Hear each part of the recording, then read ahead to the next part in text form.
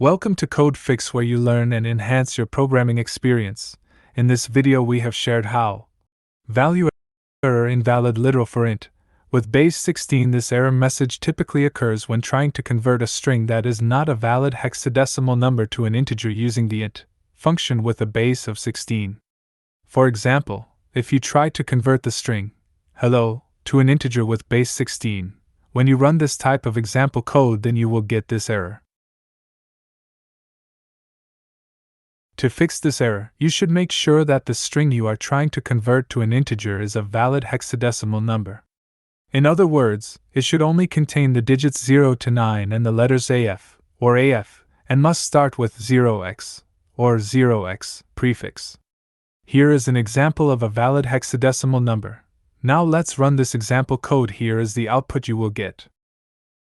Hopefully this video helps you to sort out the issue you were facing. If you still face problem or need further help, just write in comments.